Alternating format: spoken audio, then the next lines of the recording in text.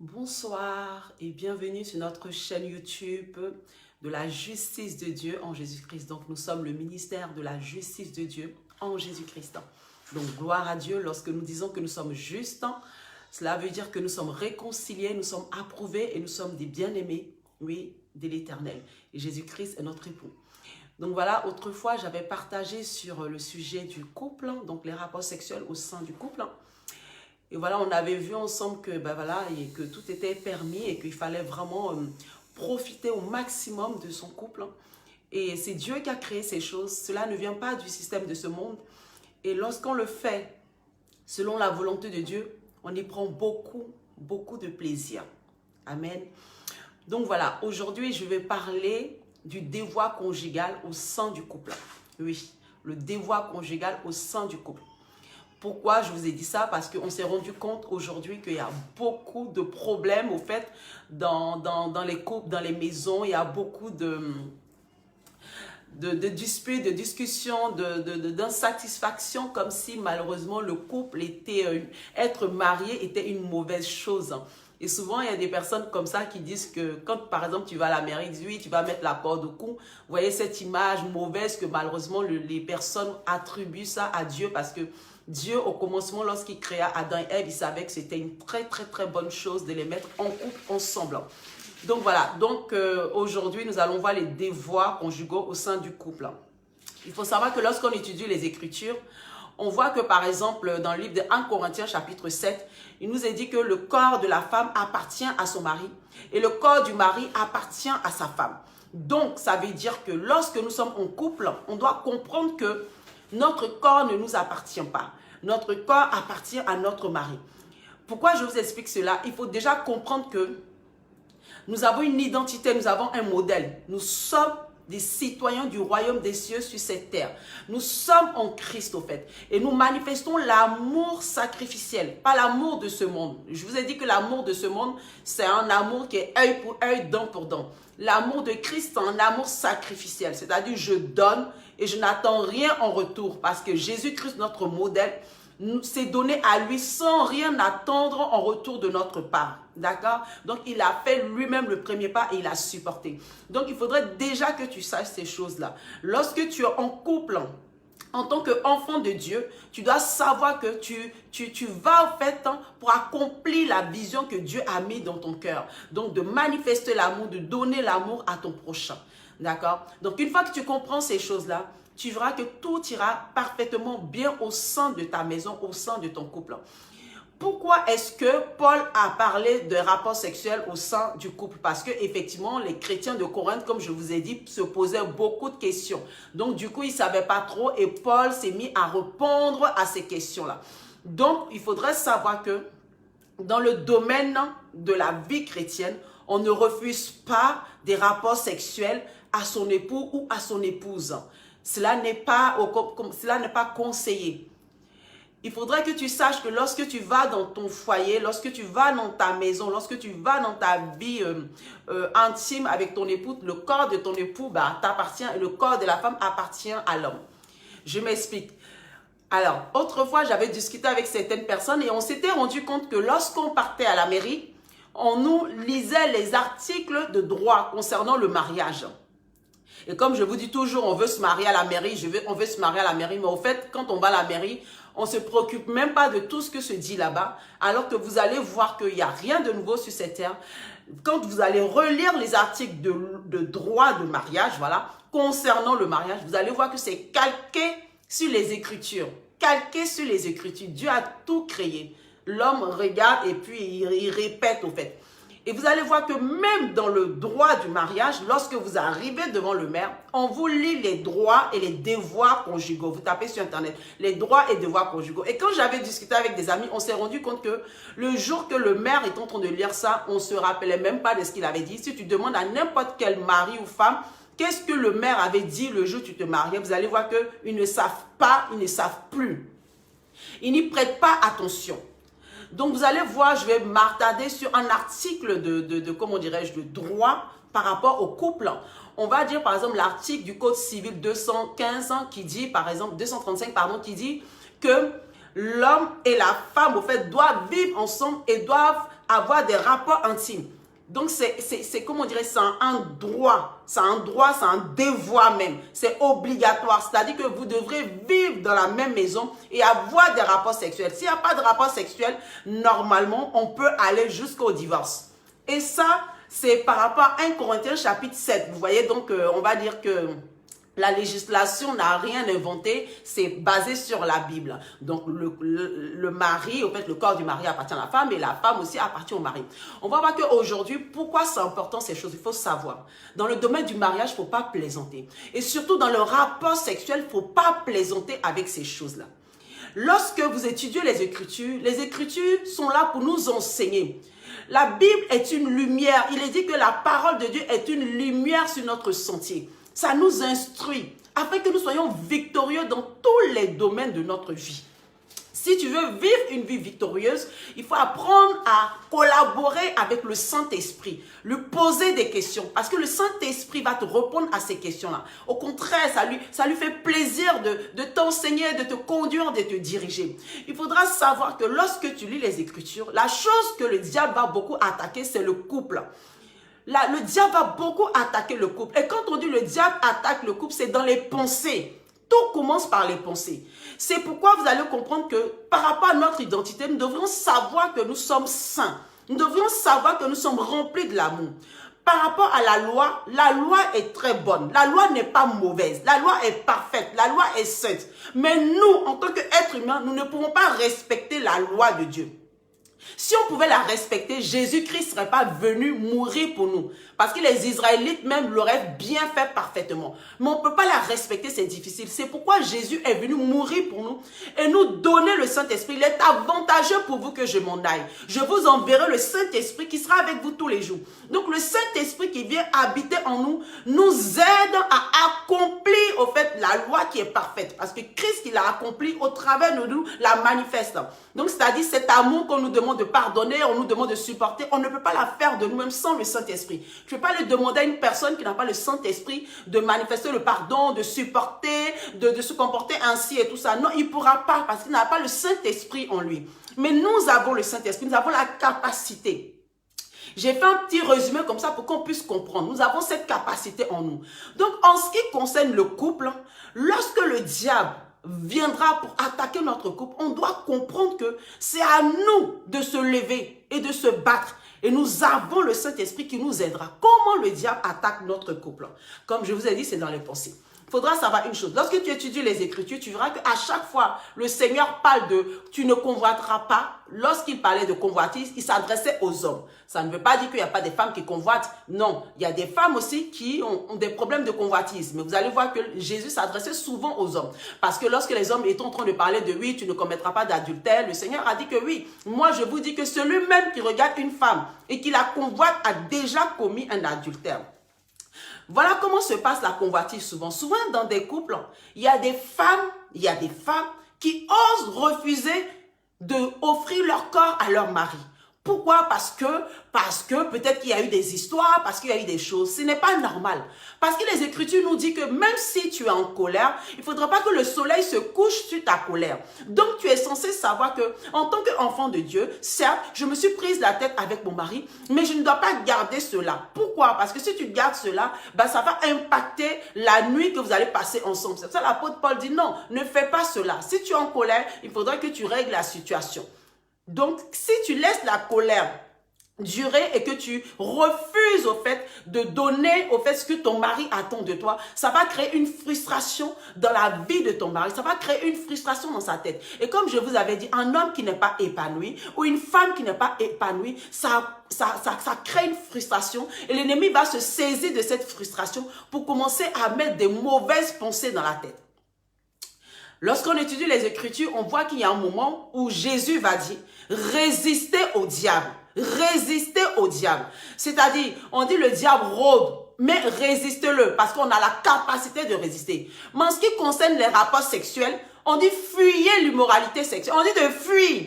C'est pas de résister. Là, on n'est pas en train de dire, il est écrit ainsi par l'Éternel, ainsi. Non, là, c'est pas les mêmes choses. Il faut bien séparer les choses. C'est de fuir l'impudicité. L'impudicité, la Bible t'ordonne de fuir l'impudicité et l'impureté sexuelle. La Bible t'ordonne de fuir, mais à Satan, on le résiste. Donc, c'est-à-dire, toutes les mauvaises pensées, oui, dans ta tête, tu peux les annuler. Mais en ce qui concerne l'impudicité, l'impureté, il faut fuir. Donc, mesdames, on va comprendre une chose. Qu'est-ce qui se passe? Qu'est-ce qui fait que, justement, aujourd'hui, pourquoi je vous parle de ces choses? Souvent, il n'y a pas de désir, il n'y a plus de désir. On va voir que souvent, il y a, comment dirais-je, il y a tout le temps une tension parce que beaucoup de couples, au bout de 6 ans, au bout de 7 ans, au bout de 8 ans, par rapport à des personnes que j'ai discutées, vont dire oui à la routine, vont dire qu'elles ont perdu toutes ces choses. Mais ces choses sont liées à la religion, malheureusement. Encore une fois, à la religion. Et autrefois, j'ai été aussi victime de la religion et ça a duré 3 ans, 4 ans. J'ai été victime de la religion. La religion m'a fait perdre mon identité de femme. C'est-à-dire que lorsque je me maquillais, lorsque je me parais, je m'apprêtais, on me traitait de sirène des eaux. D'accord? Donc, on avait une forme comment dirais-je, de sainteté apparente qui n'était pas du tout de Dieu. Mais c'était lié à la religion. Et ça fait qu'à un moment dans ta maison, ton mari ne te reconnaît pas. Vous savez, ce qui fait que l'homme, au fait, souvent, le dialogue, l'homme va dire des belles paroles à sa femme, l'homme va commencer à être attiré par sa femme, vous allez voir. C'est lorsque, au début, l'homme va aller séduire, au fait, la femme. Un homme, remarquez, rappelez-vous, lorsque votre époux est en train de vous séduire, il était beaucoup bavard. Il était beaucoup bavard au début de votre rencontre. Mais aujourd'hui, il y a beaucoup de femmes qui disent qu'il n'y a plus de communication dans le couple. Il n'y a plus de communication dans le couple. On n'a plus rien à se dire. Il y a la routine. C'est-à-dire l'homme n'est plus bavard. Pourquoi? Parce qu'au début, la femme était tellement belle. Elle était tellement attirante. C'est-à-dire, elle a touché le cœur de cet homme-là. Ça fait que quand lui-même venait pour la courtiser, il avait les paroles. Le gars, il était conquis. C'est-à-dire, il y avait un échange. Il y avait une histoire de séduction. Et mon mari me disait que la séduction, ce n'est pas mauvais. Séduire veut dire attirer à soi. Attirer à soi. Mais aujourd'hui, la séduction, on pense que c'est quelque chose de négatif. Donc, on a laissé toutes ces choses-là. Et ça fait que, comme il n'y a plus de séduction dans la maison, derrière, on voit que le monsieur même, quand il voit sa femme, il n'y a pas de désir. Et souvent, même lorsqu'il aura un désir, la femme, son attitude même va lui montrer que non, je ne veux pas de toi. Donc le monsieur, il est frustré. Il faut savoir que s'il est frustré, lorsqu'il ira au travail, il va rencontrer des belles femmes. Parce que vous savez, les gens aujourd'hui ont tendance à comment dirais-je, s'apprêter, se maquiller, se rendre belles pour aller au travail. Alors que lorsqu'elles arrivent dans leur maison, là où elles doivent très très belles pour leur époux, voilà, là, elles se démaquillent, elles deviennent moches. Le gars, voilà, il reconnaît pas sa femme, au fait. Il a vu la concurrence dehors, il a vu des belles femmes dehors, il arrive à la maison, sa femme, elle est toute démaquillée et toutes ces choses-là. Donc, la frustration va faire que quand il va aller dehors, il va regarder les autres personnes et c'est là où il va commencer à avoir des mauvaises pensées dans la tête. Donc, il ne faudra pas que tu emmènes ton mari à avoir des mauvaises pensées. Au contraire, il faudrait que des bonnes paroles sortent de ta bouche. Tu es une femme, tu es capable. Rappelle-toi au début, lorsque cet homme s'approchait de toi, comment tu te faisais belle, comment tu t'apprêtais. Parce que tu avais un rendez-vous amoureux, tu étais prête à tout, parce que tu savais que c'était l'homme selon ton cœur. Oui, il reste dans ces choses-là. Regarde par exemple, effectivement, il y a des personnes qui m'ont dit que depuis que j'ai eu des enfants, je me suis laissée aller. Oui, mais il faudrait qu'on sache qu'on est capable de toujours rester pareil. On est capable de toujours rester. Regardez, lorsque vous étudiez le livre d'Esther, vous allez voir que dans Esther, il est dit que Esther a pris 12 mois pour se préparer. 12 mois. Pourquoi? Parce qu'elle allait partir rencontrer le roi. Et il faut savoir que nous sommes des rois, nous sommes des sacrificateurs. Donc, ça veut dire qu'en tant que reine, lorsque je veux voir mon époux qui est un roi, je dois me préparer, avoir une belle toilette intime. Je dois être toujours propre parce que je suis précieuse. Je suis précieuse, je suis une reine. Donc, la femme doit être toujours prête. C'est lorsque j'ai étudié les Écritures que j'ai vu que tous les produits cosmétiques, tous les maquillages n'étaient pas démoniaques. Au contraire, vous savez, Dieu a créé l'homme nu. Si on veut aller dans la religion, on va dans une bêtise. Dieu a créé Adam et Ève nus. Et Dieu leur a créé à son image. Ça veut dire quoi? Ça veut dire que lorsque Dieu a créé l'homme et la femme à l'image de Dieu, l'homme est capable de créer des vêtements. Aujourd'hui, nous avons des vêtements. C'est pas parce que tu t'habilles que tu es dans le péché. Ça veut dire si tu veux être extrêmement religieux, reste nu. Parce que souvent les gens disent que oui, mais le maquillage, c'est pas Dieu qui a créé. Mais oui, mais Dieu a créé l'homme nu. Donc on fait quoi? On reste nu alors pour faire plaisir à Dieu? Non, c'est pas ça. Soyons pas dans l'horreur. Donc, Dieu a créé toutes ces choses-là. Lorsque vous étudiez la vie des femmes israélites, c'était des femmes qui prenaient soin d'elles. Elle prenait soin d'elle. Quand vous voyez toutes ces femmes du Moyen-Orient, elles sont dans les massages, elles sont dans les gommages, elles prennent soin d'elles. Mais les chrétiens d'aujourd'hui, je vous dis, on est perdus. On a perdu notre identité. On a perdu notre identité. Et femme, lorsque tu regardes toutes ces choses-là, tu dois toujours apporter le désir, la séduction. Tu dois être belle. Moi, j'ai rencontré des femmes, elles mettent des perruques lorsqu'elles sortent. Et quand elles arrivent à la maison, elles enlèvent la perruque. Et elles disent, oui, ça me sert, je ne suis pas à l'aise et tout ça. Et pourtant, quand tu leur dis, pourquoi tu te maquilles, elles disent, je me maquille pour mon mari, je me fais belle pour mon mari. Pourtant, ce n'est pas pour le mari, puisque quand tu arrives à la maison, tu es moche. Tu es moche. Donc, c'est-à-dire, on préfère plaire aux gens de l'extérieur plutôt que plaire à celui-là même que Dieu nous a déposé à ses côtés. Celui-là même à qui nous devons apporter ce plaisir, cette satisfaction. Afin que lui aussi, à son tour, il soit vraiment cet homme qui prend plaisir. Il est heureux même quand il va au travail. Il est pressé de retourner. Parce que quand il va arriver chez lui là, il sait que même s'il a vu des très très belles filles dehors, il sait que celle qui est à la maison là, personne ne peut la surpasser. C'est la plus belle parce qu'il la connaît intimement. Il sait que c'est pas seulement, c'est au-delà même de la beauté physique. C'est que dans l'intimité, ça sera encore, voilà, non comment. Voilà, ça sera comme ça. Donc, il faudrait que tu saches, femme, que Dieu t'a donné cette grâce d'avoir la séduction en toi. C'est pour cela que Ève est venue en deuxième. Parce que quand tu regardes, tu étudies le jardin d'Éden, on dit Adam était avec les animaux et tout ça. Ils s'en foutaient Adam, tu vois. Quand Ève est arrivée, tout de suite, il a vu qu'il y avait une différence. Comment il savait que Ève était un être humain différent des animaux? C'est que quelque part, elle a dû montrer quelque chose. Parce que quand il a regardé dans toute la belle créature que Dieu avait faite, tous ces lions, tous ces girafes, toutes ces choses-là, il n'a pas trouvé celle qui lui ressemblait. Mais on dit, lorsque Ève est arrivée, il a compris que enfin, Dieu a répondu à ma prière. Voilà celle que je veux. C'est celle-là que je désire. Et il faudrait que ça soit ainsi. Donc femme, si tu t'es laissé aller, il faudrait que maintenant tu reviennes et que tu dises oui, je veux être comme celle que mon mari a connue dès le début. Celle que mon mari a connue. Parce que l'homme et la femme sont constitués différemment. Nous sommes égaux devant Dieu, mais en ce qui concerne au fait l'être que nous sommes différents. Par exemple, la femme seule peut concevoir un enfant, peut porter une grossesse. L'homme ne peut pas porter une grossesse. Donc on est différents et on se complète. Donc il faut comprendre par là que l'homme en tant qu'un mâle, ce qui va l'attirer, c'est ton corps qui va l'attirer. C'est ton corps, comme j'avais dit la dernière fois, c'est pas ta nourriture que tu vas faire parce que la nourriture, il peut commander dans Google et avoir des bons plats. C'est ton corps qui va l'attirer. C'est-à-dire, lorsqu'il est à la maison, il voit cette belle femme. Tu sais, une fois que tu es belle et que tu es digne, ton mari même est fier. Il y a une fraîcheur à la maison. Il est bien, il est épanoui. Donc, il faudrait que tu reviennes à cela. Tu es une princesse, tu es une femme que Dieu t'a confiée un roi, tu es une reine. Regarde Esther. Elle est partie rencontrer ce roi-là pendant 12 mois. On te disait que pendant 6 mois, elle a mis de la myrrhe sur son corps et pendant 6 autres mois, elle a mis des produits cosmétiques. Lorsque tu étudies les Écritures, j'avais vu qu'à chaque fois que Dieu faisait des remarques contre Israël, il parlait des phares à yeux, il disait j'allais enlever toutes ces choses-là. Pourquoi? Parce que effectivement, c'était des signes de beauté.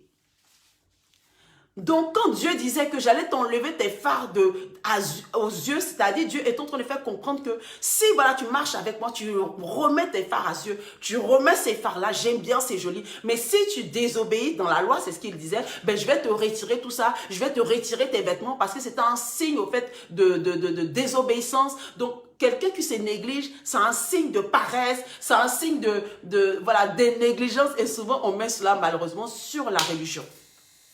Je vous dis, pendant 3 ans, 4 ans, j'ai été victime de la religion. Et en me laissant aller, il y a même la paresse qui a impacté. La paresse a impacté. Et comme je vous dis, j'avais plus d'identité. Je ne savais même plus comment être. Au point même, les gens d'avant, quand ils me voyaient, ils étaient étonnés. Ils ont dit, eh ben dis donc, ton Jésus là, c'est bizarre. Hein? Je n'étais même pas un bon témoignage. Parce qu'ils ne me reconnaissaient pas. Et c'est lorsque j'ai médité les Écritures que j'ai vu que effectivement, gloire à Dieu, je suis une princesse, je suis une reine. La Bible dit que Dieu viendra prendre son épouse qui sera parée de pierres précieuses, de jolies robes, voilà, elle sera vêtue d'une beauté, d'élégance. Donc Dieu n'est pas contre la beauté. On dit David était très beau de visage. On dit Bersheba était très très belle. On dit Rachel était très très belle. Donc si tu es en Christ, tu es une belle créature de Dieu. Et la beauté en Christ n'est pas comme la beauté du monde. C'est aussi la douceur. Quand tu es une femme, il faut que tu aies de la douceur dans ta maison. Regarde un peu l'église. L'église doit marcher dans la douceur, dans la patience. Oui, même si on a un caractère, même si on est des femmes dures, il faut qu'à la maison, il y ait de la douceur. Parce que ton mari est attiré par cette douceur-là. Quand il voit la douceur qui est en toi, quand il voit la beauté qui est en toi, son cœur est toujours vers toi. Il n'y a pas de routine dans la vie d'un couple chrétien. Il n'y a pas de routine. Il n'y a pas de routine. Où les gens disent oui, c'est la routine. Ou souvent même ils disent oui, voilà. Non, il n'y a pas ça. Au contraire, c'est le feu. Le feu. Tous les jours, c'est le feu. Il faudrait que ça soit ainsi. Il faudrait que tu saches qui tu es, femme. Tu viens du ciel, tu es une ambassadrice. Et je ne cesserai de le dire. Donc tu as toutes ces capacités en toi. Il faudrait que tu te relèves. Et que tu commences à donner à ton mari. C'est-à-dire quand il te voit, le monsieur qui n'avait plus rien à te dire, quand il te regarde, qu'il se dise non, il y a quelque chose qui a changé dans la vie de ma femme. Ce monsieur qui avait, c'est-à-dire dans cette maison où le dialogue était interrompu, il faut qu'il sente un parfum qui dégage dans la maison. Il ne faudrait pas que tes parfums soient seulement, tu les mets lorsque tu sors, tu vas dehors. Non, il faudrait que ton parfum, tu le portes aussi dans ta maison. Il faudrait que tu te parles, tu sois propre pour ton époux. Sache que ton époux est un roi. Il attend de toi que tu lui apportes cette joie. Voilà ce que j'ai voulu partager aujourd'hui. Donc sache que, femme, oui, ton mari attend de toi que tu puisses le séduire. Et tu ne dois pas refuser de donner ton corps à ton mari parce que la Bible te dit que ton corps ne t'appartient pas. Et la loi française te dit que ton corps ne t'appartient pas et vice-versa. Et il y a aussi des hommes aussi, on leur dit que leur corps ne les appartient pas. Parce que oui, il paraît qu'il y a des femmes, des hommes aussi, lorsque la femme refuse, ils boudent. Non, ça ne vous appartient pas. On dit lorsque tu t'unis à ta femme, vous devenez un seul corps.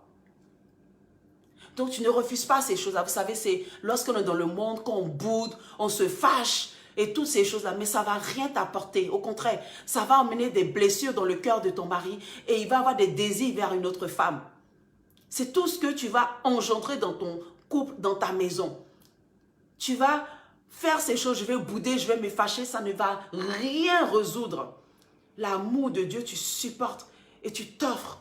Il faut que tu sois belle, rayonnante dans tous les aspects de ta vie. C'est-à-dire du matin jusqu'à la nuit. Donc voilà ce que j'ai voulu vous partager. Comme je vous ai dit, si vous voulez encore plus d'enseignements, plus de choses, secrets de femmes en intimité, n'hésitez pas à m'écrire pour qu'on puisse parler de ces choses-là. J'ai échangé avec beaucoup de femmes. Elles ont réalisé aussi que avec les enfants, avec la religion, elles avaient perdu leur identité. Donc, je suis disponible pour cela. Pour les personnes qui me suivent sur Facebook, vous me contactez sur Messenger et ceux qui me suivent sur YouTube, ben, vous nous envoyez un message sur notre mail. Donc, voilà, comme on le dit, mon époux et moi, vous connaîtrez la vérité qui est Christ. Et la vérité qui est Christ vous affranchira, vous rendra libre. Je vous aime très très fort parce que le Saint-Esprit m'a rempli de son amour. Et nous devrons nous aimer les uns les autres et supporter nos époux et supporter nos épouses. Que Dieu vous bénisse et n'oubliez pas de partager cette vidéo. Si vous êtes célibataire, bien sûr, la vidéo s'adresse aux personnes mariées. Donc n'hésitez pas à partager autour de vous des personnes qui sont mariées. Que Dieu vous bénisse. Ciao, ciao.